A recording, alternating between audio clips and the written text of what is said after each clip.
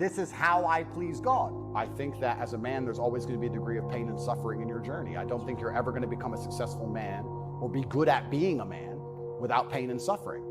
And as many times in my life where something terrible happened to me, and at the time, if I could change it, I would have. But retrospectively, you kind of look back and go, you know what, that was formulative for me. That's right. That is what God decided I needed to become who I became. So all of the pain and all the suffering I've ever gone through in my life ended up, in the end, building me into the person I am, and I'm proud of who I am.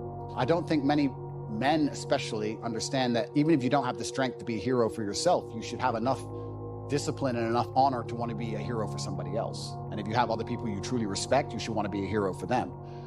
And I think that's the masculine imperative. If someone's going to attack your wife, that's when you become a hero for her. You have to. What kind of man are you if you're not?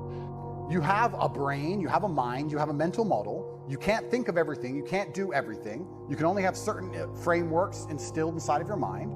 As a man, you should be hyper-competitive. You should try and be the best version of yourself you can be. You're competing against every other man on earth for the girl you want, the car you want, the house you want, the watch you wear. It's all competition. You should be as competitive as you possibly can. Anything that's inside of your mind which doesn't allow you to be competitive should be erased. So I started at the absolute lowest echelon of life, and I would like to consider myself somewhere near the top now. I've been through absolutely every stage. So when I say to men, you can become anything you want, and my answer to you is masculine excellence, there's no other answer. I can't tell you how to rig the game and cheat the game.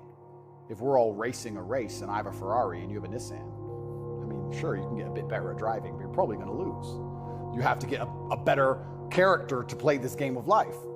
So that's why I preach masculine excellence, because for many of the world's problems today, porn, sexual access, being respected by your peers, making sure that your wife's going to stay with you after the children are born for a very long time, that's right, being happy, anything, it all comes down to who you are as a man. The only answer is masculine excellence. There's nothing you can do besides hard work, accept the trauma and pain and suffering, and work harder than everyone else around you worked.